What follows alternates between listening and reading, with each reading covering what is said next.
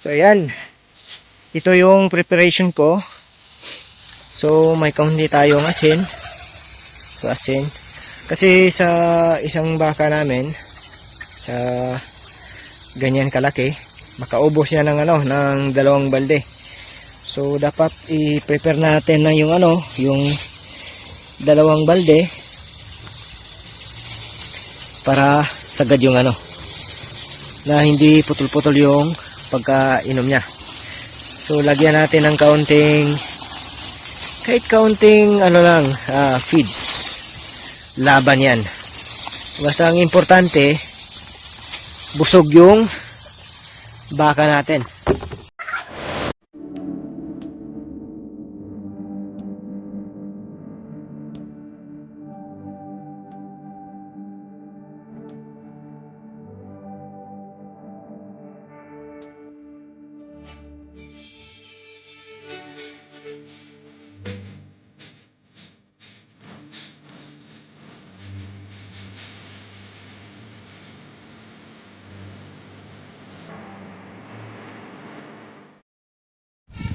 So tapos na 2 balde. Oh, nagtay. Oh, ito naman ang holes na natin. So nakaubos na ang 1 balde. Tapos yung pula natin nandun sa taas. Tapos na. So kambing ang sunod. So kita kits.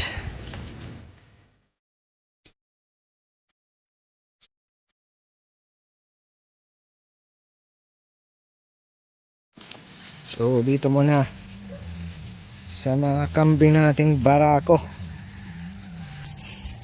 Laki ng barako namin, yung tataba. Laki ng sungay niya. So ayaw na sa tubig. So dito naman tayo sa feeds. So yan talagang gusto niya sa feeds po.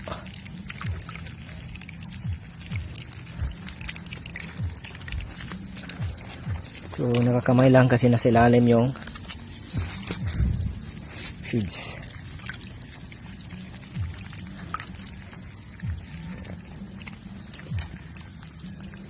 So yung barako namin malaki, ayaw niya. Medyo maulan kasi kanina, kaya medyo naapektuhan.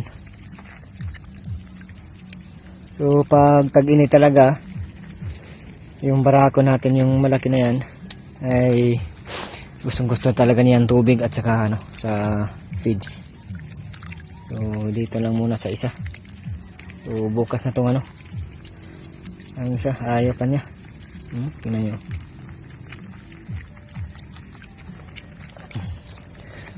So itong walang sungay, grabe talaga niya.